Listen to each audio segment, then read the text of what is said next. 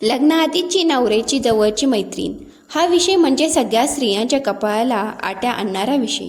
त्यात ते अजूनही जवळचे मित्रमैत्रीण असतील तर ह्या विषयावरून नवरा बायको हमखास पेटते. आणि कहर म्हणजे ते एकमेकांसोबत व्हॉट्सअप फेसबुकवरून रोज बोलत असतील तर मग सांगायलाच नको.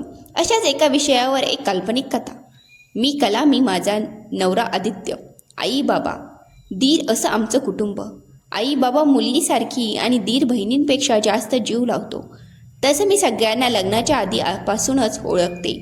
मी आदित्यच्या चुलत मामाची मुलगी. आईने आधीच मला आदित्यसाठी पसंत केली होती आणि माझ्या बाबांनी पण होकार दिला होता.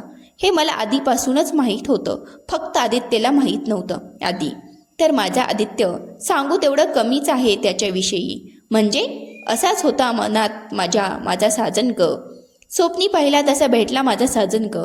कृष्ण सावळा वर्ण, शरीराने सुदृढ, उंच पाणीदार डोळे आणि निर्मल हास्य. डोळ्यात कायमच सगळ्यांसाठी माया जिव्हाळा असतो त्याच्या. त्याने माझा हातात घेऊन आयुष्यभर त्या प्रेमळ नजरेत कैद करावं मला कायमच असं वाटत राहतं. कधी कोणाला उलट बोलणार नाही, कोणावर ओरडणार नाही. लहानांपासून ते मोठ्यांपर्यंत सगळ्यांची मनं जपणारा त्याचा स्वभाव इतका गोड आहे ना. मी त्याच्यासोबत 1-2 महिने जी व्यक्ती राहील ती त्याच्या नक्कीच प्रेमात पडेल, जशी मी पडले त्याच्या प्रेमात. देव माणूस म्हणावा अगदी तसा आहे माझा आदित्य. देवाचे आभार मानू तितके कमी आहेत असा साथीदार दिल्याबद्दल. चॅनेलला सबस्क्राईब केले नसेल तर सर्वप्रथम चॅनेलला सबस्क्राईब करा. माझ्यावर तर खूप प्रेम करतो. मी सांगेल ते आणून देतो आणि ह्या 3 वर्षाच्या संसारात एकदाही आमचं भांडण झालं नाही. तो काही वाईट वागलेलं मला आठवतच नाही. आई बाबांचा खूप आदर करतो. अजूनही बाबा म्हणतील तोच शेवटचा शब्द. त्याचा एकही शब्द खाली पडू देत नाही हो. आईवरही खूप प्रेम आहे त्याचं, फक्त किंचित एकमेकांमध्ये दुरावा जाणवतो मला. मी खूप वेळा विचारलं पण काहीच नाही असंच दोघे म्हणाले. असं असेल काही. आणि मी दिसायला तरी मध्यम आहे, म्हणजे पहिल्या नजरेत कुणी माझ्या प्रेमात पडेल अशी मुळीच नाही. माझ्यापेक्षा सुंदर मुलगी त्याला सहज मिळाली असतीही तरीही त्याने आईबाबांच्या इच्छेसाठी माझ्याशी लग्न केलं आणि मी खूप सुखी आहे त्याच्यासोबत. पण कधी कधी असं वाटतं इतक्या चांगल्या माणसाला एखादी तरी जवळची मैत्रीण असेलच ना. मी असंच खूप वेळा विचारलं देखील त्याला. पण तू आहेस ना माझी मैत्रीण, अजून कशाला कोण हवी इतकंच म्हणतो आणि विषय बदलतो. पण असंच कधीतरी मी त्याला विचारात हरवलेला पाहिला आहे. कधीतरी अचानक भरलेले डोळे, तर कधी मोबाईल स्क्रीनकडे एकटक भावूक होऊन पाहताना पाहिलं आहे. तेव्हा मला खूप टेन्शन यायचं. मी 2-3 वेळा खोदून विचारलं देखील, पण काही साध्य झालं नाही.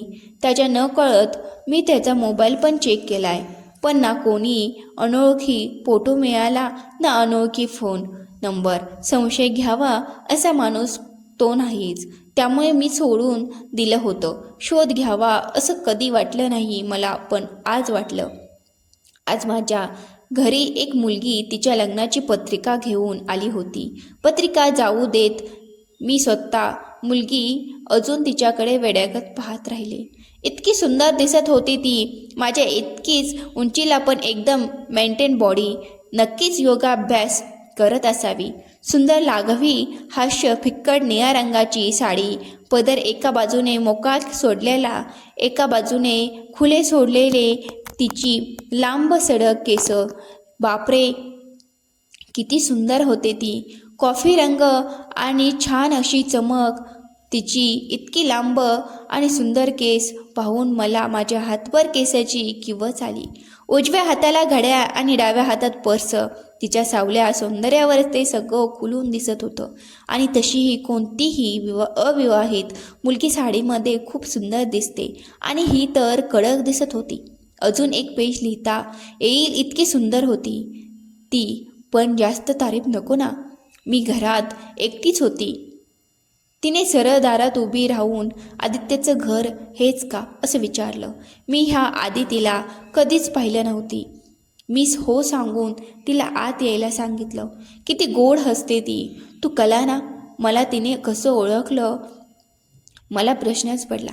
मी तिला विचारलं देखील, तुम्ही मला आणि आदित्यला कसे ओळखता? म्हणजे मी तुम्हाला ह्या आधी कधीच पाहिलं नाही वगैरे. मग तिने सांगितलं की मी आदित्य खूप चांगले मित्र होतो. तुझा यश दादा आहे ना, तोही ओळखतो मला. आदित्यची मैत्रीण आहे. पण आदित्यने कधीच हिच्याविषयी मला सांगितलं नव्हतं. माझ्या मनात खूप विचार येत होते, पण मी ते बाजूला केले. ती खूप काही सांगत होती, छान बोलत होती. खूप आपुलकीने घरातल्या सगळ्यांशी चौकशी केली. मला तर काही कळतच नव्हतं. ती सगळ्यांना ओळखते, मग मलाच कशी माहीत नाही ही?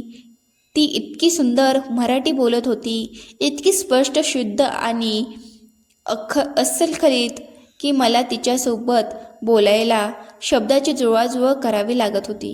आम्ही आपली साधी गावरान मराठी बोलतो, कधीच तरी शुद्ध, पण तिच्यासमोर मला माझ्या भाषेची किंचित लाज वाटली.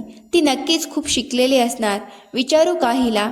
पण घरी आलेल्या पाहुण्याला त्याचं शिक्षण कसं विचारणार? ती थोडी ना मुलगा पाहायला आले. मी माझ्याच विचारावर हसले. तिला मी चहा नाश्ता विचारला, पण काही न घेता माझ्या जवळ प्रेमाने बसली.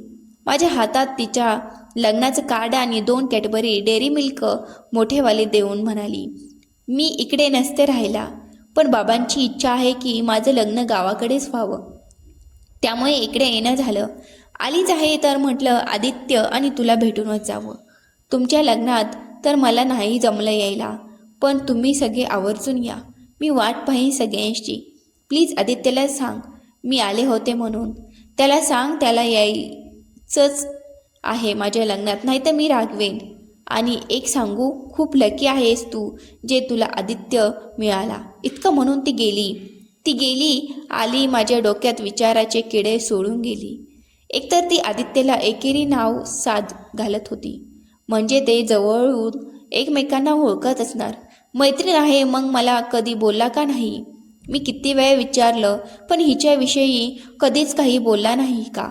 त्याने मुद्दाम लपवून ठेवलं का माझ्यापासून, की अजून काही? संशय नाही, पण नको नको ते विचार मन व्यापू पाहत होतं.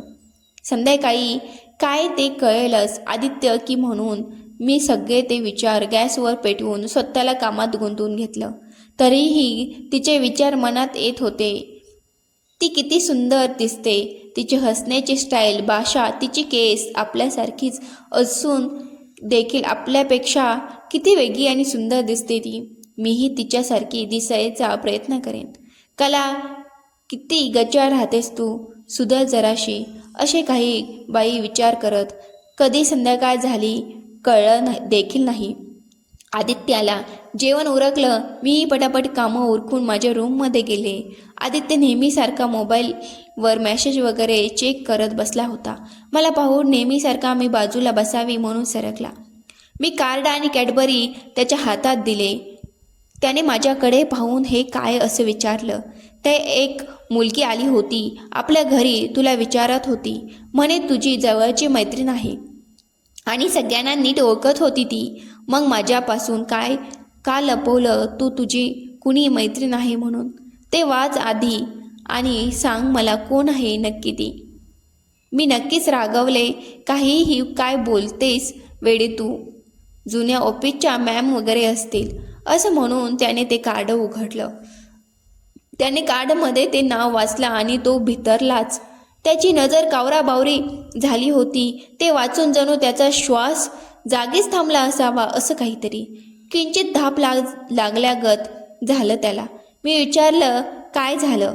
पाणी देतेस का प्लीज? मी पळत जाऊन पाणी घेऊन आले. पाहते तर तो सावरलेला दिसत होता, पण डोळ्याच्या कडा ओलावल्या होत्या आणि त्याने घाईघाईत पुसल्या असाव्या, त्यामुळे ते लगेच लक्षात येत होतं. काय झाले रे? मी विचारलं तर म्हणाला, डोकं दुखतंय अचानक, झोपलो की बरं वाटेल असं म्हणाला. तो थोडा वेळ तसाच हरवल्यासारखा बसून होता. तसा आमच्यामध्ये मीच जास्त बोलते म्हणून मीच सुरुवात केली. किती गोड आहे रे ती. मी जर मुलगा असते ना तर कधीच तुला सोडून तिच्या मागे लागले असते. बळेबळेच हसला तो. सांगणारे नक्की कोण आहे ती? अगं खरंच फक्त ओळख होती इतकंच. तुझ्या यश दादा आणि माझी चांगली ओळख होती. खूप वर्ष आधी सोडून गेली होती ती सगळं, हे गाव, इथल्या ओळखी आणि सगळंच. आता कुठे राहते, काय करते काही माहीत नाही, आणि माहीत करून तरी काय करणार. त्याने एक मोठा सुस्कारा सोडला. खूप डोकं दुखतंय, झोपूयात आपण, असं म्हणून तो मला पाठ करूनच झोपला. डोकं कसं दुखेल असं अचानक, आणि कार्ड वाचायच्या आधी ठणठणीत होता हा. तिचं नाव वाचून ह्याला काहीतरी झालं. नक्कीच काहीतरी काळभैरं आहे. हा काहीतरी लपवतोय माझ्यापासून. पण काय? ह्याचं तिच्यावर प्रेम वगैरे? ह्या नुसत्या विचारानेच मी घाबरले. मी माझ्या मनाची समज घातली. नाही नाही, कसं शक्य आहे? तो असा नाही आहे. त्याला मूर्खासारखी काहीही विचारू करू नकोस. शांत हो, असं काहीच नसणार आहे. मी खूप डिस्टर्ब झाले होते. त्याला पाहिलं तर तो कदाचित झोपला होता.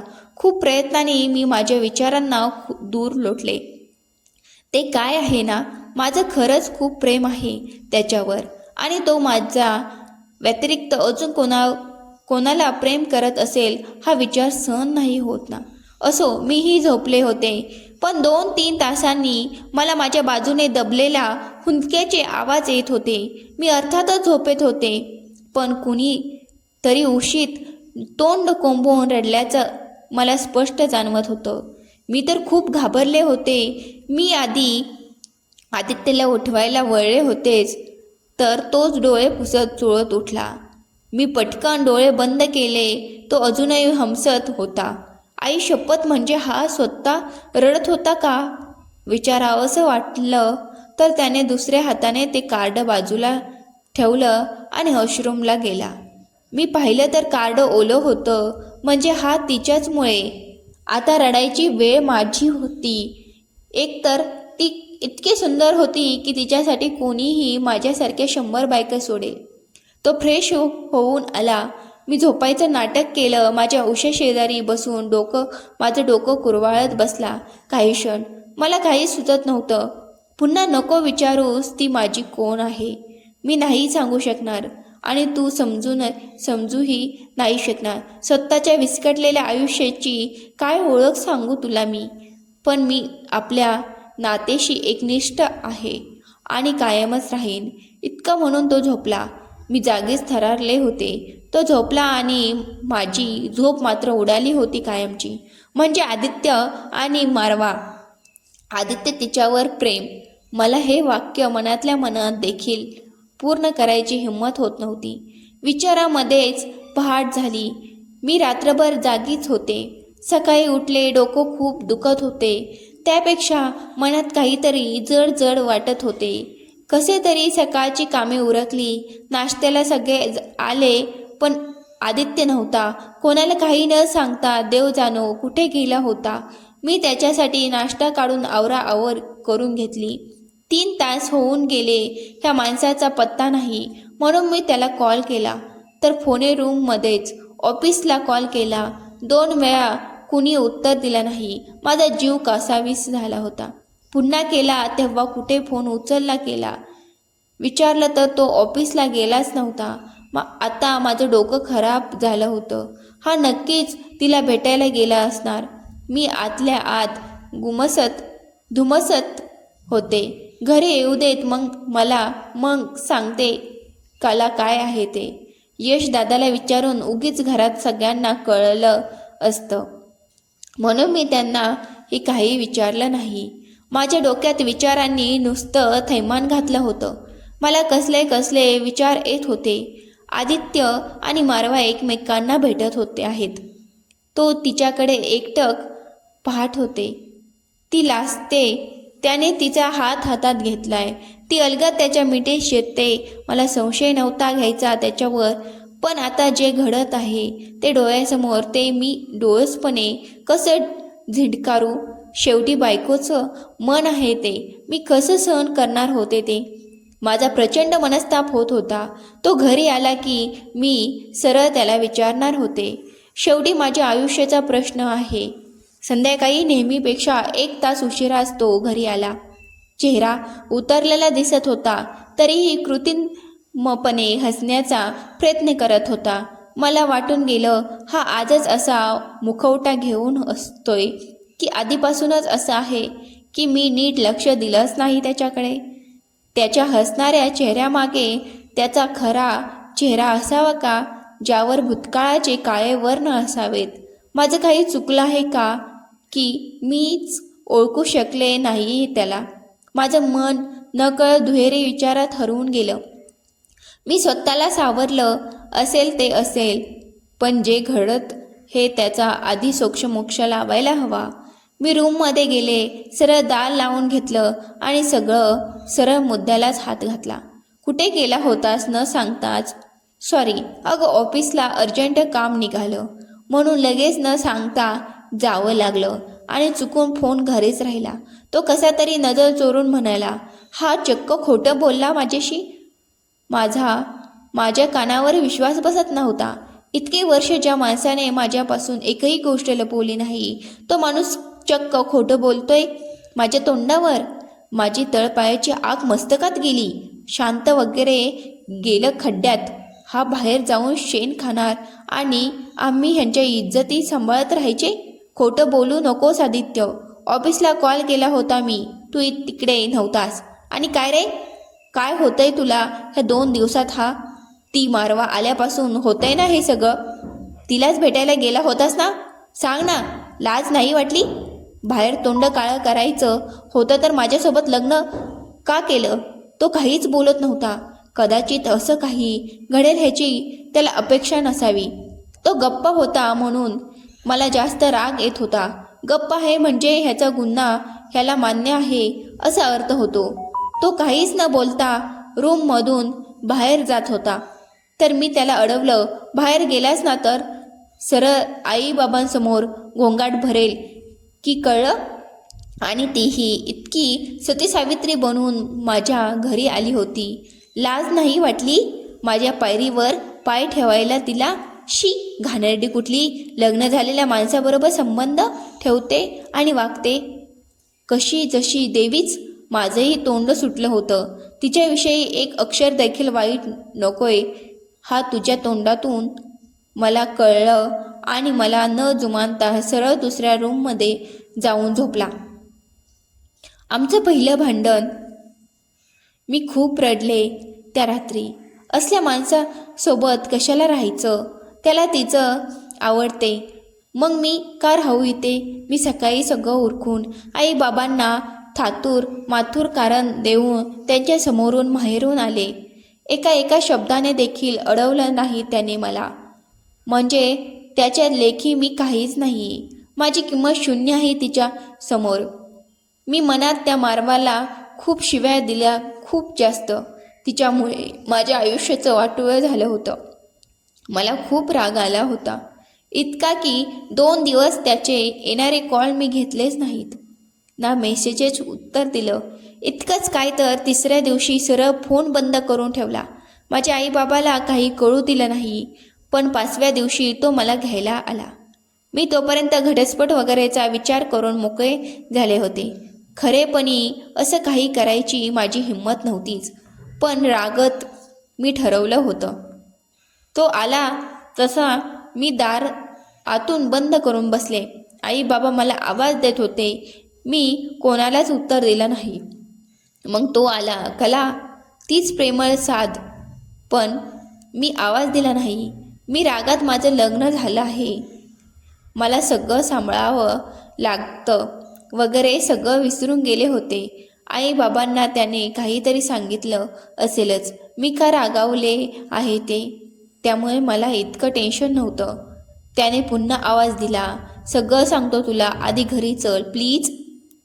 मला सगळं ऐकायचंच होतं, पाहायचंच होतं. मला कशा प्रकारे फसवलं आहे ते. मी दार उघडलं. माझ्यासमोर केविलवाना चेहरा घेऊन तो उभा होता. माझ्या नजरेला नजर द्यायची हिंमत होत नव्हती त्याची, पण खोलवर खूप रडल्यासारखा, हरवल्यासारखा दिसला मला. अगतिक वाटला, पण मला दया आली नाही. माझा राग जास्त हवी होता माझ्या मनावर.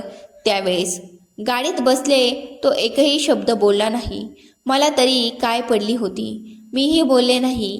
त्याने सरळ घरी न नेता आमच्या शेतावर नेली. आमचं तिथे छोटंसं घरवाच्या खोपटं आहे आणि बाहेर मस्त बाज आहे.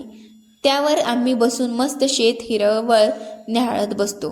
त्याने जवळजवळ मला खेचतच त्या बाजेवर बसवलं आणि तो स्वतः माझ्या पायाजवळ मातीत बसला. माझ्या मांडीवर डोकं ठेवून स्वतःच माझा हात त्याच्या केसात ठेवला आणि त्याने सगळं सांगितलं. कला, सगळ्यात आधी मारवाविषयी तुझ्या मनात जे काही विष तू भरून ठेवलं आहे ते आधी फेकून दे आणि ज्या माणसाविषयी आपल्याला काही माहिती नसेल ना तिच्याविषयी चुकीचंच काय कुठलंच मत ठरवू नये. तू तिला दोष देतेस ना? अगं तिने माझ्यामुळे जितकं सहन केलं आहे ना त्याची भरपाई मी आयुष्यभर नाही करू शकणार. माझ्यामुळे आणि नकळत आपल्या जुळलेल्या ह्या नात्यामुळे. यशच्या वर्गात शिकायची ती. तिच्या काकांच्या लग्नात मला एकदा तो घेऊन गेला होता. तिथेच ओळख झाली. नंतर यश BCSला आणि ती इंजिनिअरिंगला गेली. मी त्यावेळेस नवीनच जॉबला लागलो होतो. मला सायन्सच काही जमलंच नाही. त्यामुळे मध्ये शिक्षण सोडून बाबांनी ओळखीवर जॉब शोधून दिला. गंमत म्हणजे मी त्याचं रोडने जॉबला रोज जायचो. ज्या रोडवर ती बससाठी थांबलेली असायची.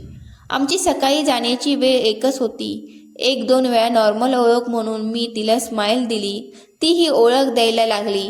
मस्त वाटायचं ग. ती दिसली की काहीतरी भारी फिलिंग यायची. ती रोजच दिसावी असंच वाटायचं. दिसली की दिवस एकदम प्रसन्न जायचा आणि नाही दिसली की काहीतरी चुकल्यासारखा वाटत राहायचं. आमचे स्वभाव एकदम जुळायचे आणि विचार देखील. माझ्यासारखीच हळवी आहे ती, प्रेमळ आणि साफ मनाची. एक दिवस अचानक मला तिने थांबवलं. खूप घाईत होती ती. पेपर होता तिचा आणि तिला उशीर झाला होता. मला तिने सोडशील का कॉलेजला म्हणून विचारलं.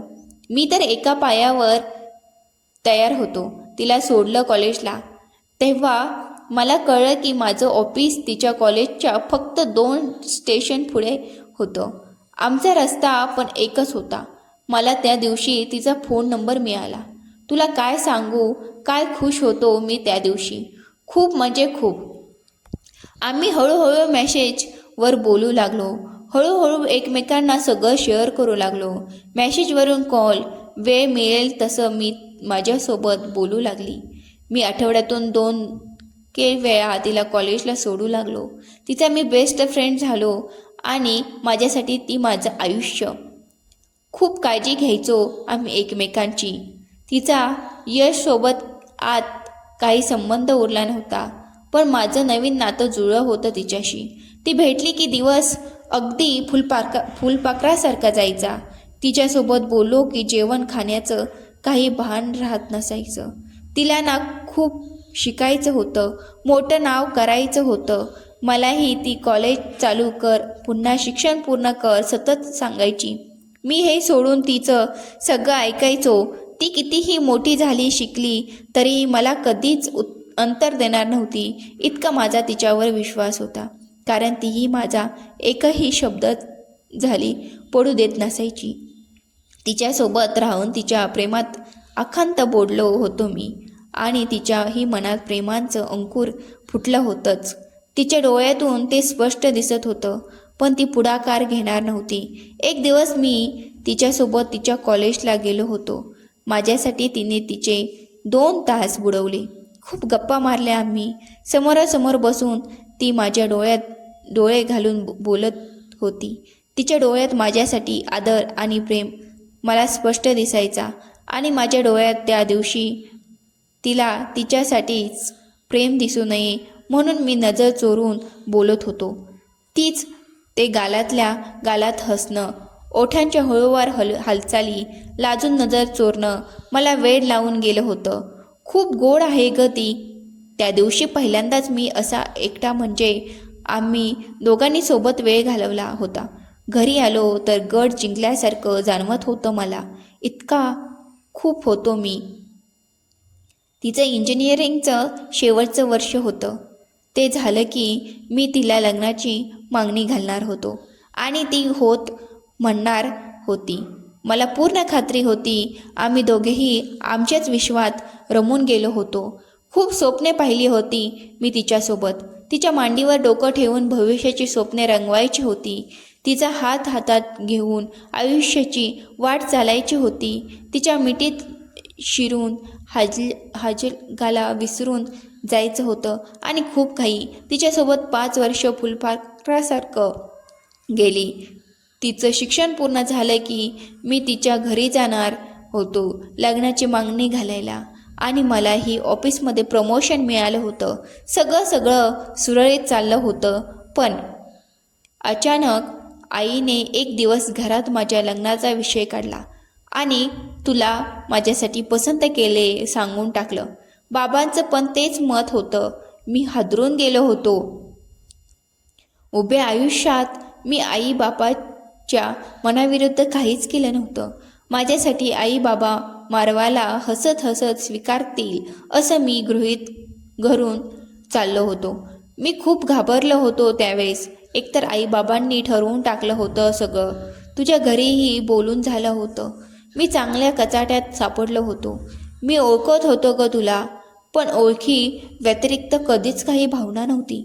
आईला साखरपुडा करून घ्यायचा होता. मला मुलगी पसंत आहे की नाही तिने विचारलंच नाही. बाबांनी विचारलं चालेल ना कला बायको म्हणून.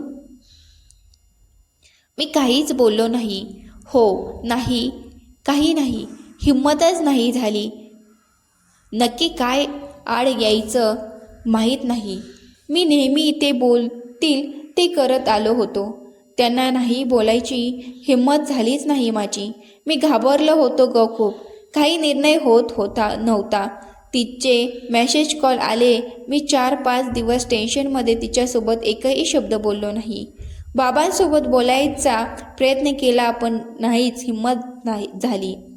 आम्ही शब्द दिलाय आणि तसाही माझा आदित्य आमच्या शब्दाबाहेर नाही. जगात अशक्य होईल पण आदित्य आमचं शब्द पडू देणार नाही. आईचे शब्द नुसते कानात घुमत होते. 5-6 दिवस मी तिच्यासोबत काहीच बोललो नव्हतो आणि 1 आठवड्याने तिनेही कॉल करणं बंद केलं. तिलाही खूप राग आला असावा माझ्या वागण्याचा. मी मुलगा असूनही माझं प्रेम मिळवायला असमर्थ होतो.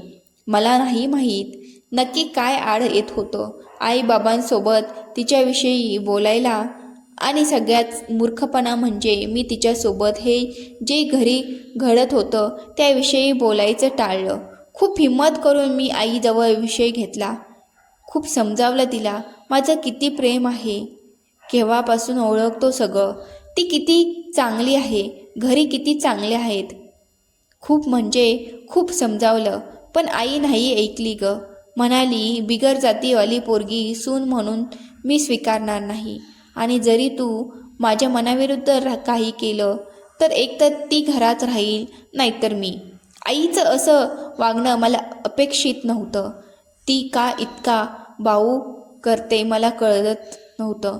मी पुन्हा 2 दिवसांनी बोललो आईसोबत तर म्हणाली ती घरात आली तर माझं मेलेलं तोंड बघशील. आता तू ठरव तुला ती पाहिजे की आई. आणि बाबा सोबत बोलला तरी माझा निर्णय मी नाही बदलणार. लोक आमच्या तोंडात शेण घालतील. तुम्हाला काय 2 महिन्याचं प्रेम 2 आठवड्यात विसरता येतं. कलासारखी मुलगी शोधूनही सापडणार नाही तुला. त्यामुळे फक्त कलाचा विचार कर आता. मी खूप मूर्खासारखं वागलो ग त्यावेळेस. तिच्यासोबत 20 दिवस बोललोच नाही. तिनेही रागवून कॉल करणं बंद केलं आणि लोक काय बोलतील ह्या विचाराने आईबाबांनी माझं काय होईल मला काय वाटतं आहे हा विचार नाही केला कदाचित. त्यांचं ही चुकीचं नव्हतंच. माझंच चुकलं सगळीकडे. मी निर्णय घेतला. माझ्या सुखासाठी मी आईच्या जीवाशी खेळू शकत नव्हतो.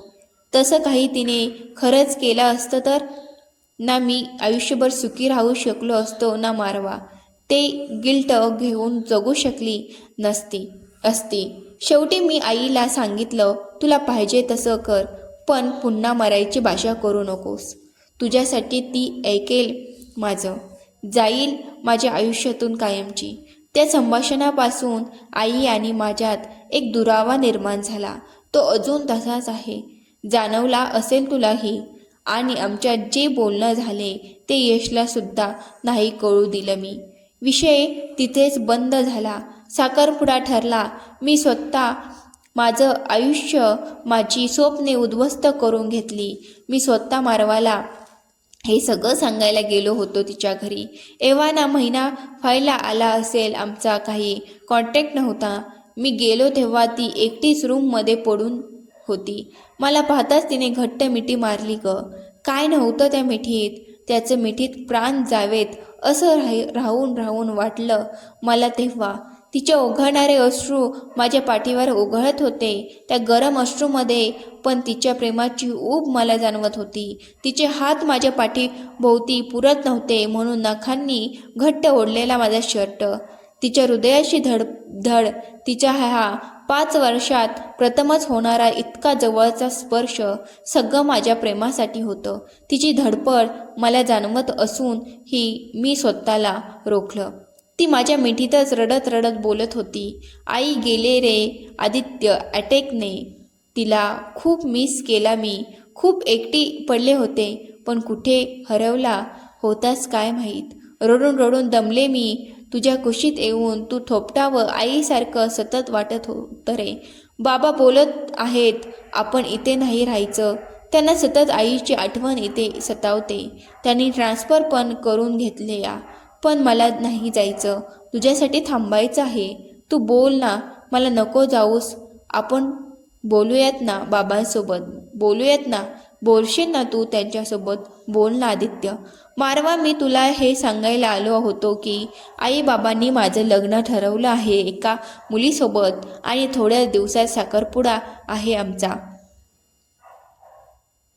ह्या वाक्यासरशी झटका लागावा तसं तिने मला दूर लोटलं. त्या मिठीतून आणि तिच्या आयुष्यातून. तिच्या डोळ्यात जे होतं ते शब्दात उतरावणं मला कधीच शक्य झालं नाही होणार. ती गेली तिच्या बाबांसोबत आणि तू आलीस माझ्या आयुष्यात. महिन्यात साखरपुडा झाला. मला तिचा विरह सहन नव्हता होत. खूप कोसलं मी स्वतःला. खूप रडलो. हसणं खेळणं सोडून जिवंत पुता झालो होतो मी. पण सांगणार तरी कोणाला. माझ्या हातानेच मी सगळं माझ्यावर ओढून घेतलं होतं. मग काय, एक आदर्श नवरा आणि मुलगा ही जबाबदारी इतकंच माझं आयुष्य स्वतःला शिकवलं आणि शिकलो मुखवटा घेऊन जगायचं. खोटं हसता येतं, खोटं रडता नाही येत. ती माझी कोण आहे मला नीटसं सांगता नाही येत. पण सांगू, तू आल्यानंतर मी तिचा विचार केव्हाच नाही केला. तुझ्यासोबत जी 7 वचन घेतली ती मनापासून निभावतोय आणि निभावेल अगदी आयुष्यभर. तुला सांगणार होतो पण तू समजून घेशील की नाही म्हणून नाही बोललो. माझं तुझ्यावरही प्रेम आहेच ग. फक्त तिची आठवण आली की त्रास होतो खूप. सगळे मुखवटे तिच्या आठवणी पुढे गळून पडतात आणि माझ्या मूर्खपणामुळे मी तिला गमावून बसलो हे टोचत राहतं सतत मनात. विसरून जावी तशी ती नाहीच ग. पण तुला फसवावं असा मी नाही हो ना. मी ते प्रेम मागे टाकलं आहे. केव्हाच तू रागावू किंवा टेन्शन नको घेऊस. मी एकनिष्ठ आहे आणि राहील. आणि तिच्यापेक्षा तू कमी आहेस किंवा तू कॉन्फरमाइज वगैरे आहेस असं चुकूनही विचार करू नकोस. मनापासून प्रेम आहे माझं तुझ्यावर. खरंच प्लीज विश्वास ठेव माझ्यावर. तिला भेटायची ओढ लागते पण मला नाही भेटायचं किंवा बोलायचं. आता सावरलोय तुझ्यासोबत. तुझ्याशिवाय नकोय कुणी मला. खरंच विश्वास ठेवशील माझ्यावर. मी त्याला घट्ट मिठी मारली आणि खूप रडले. मीच कारण होते कुठेतरी त्याच्या अपूर्ण प्रेम कथेला. तरीही त्याने मला एकदाही जाणवू दिलं नाही आणि आता ही तो मला समजावत होता.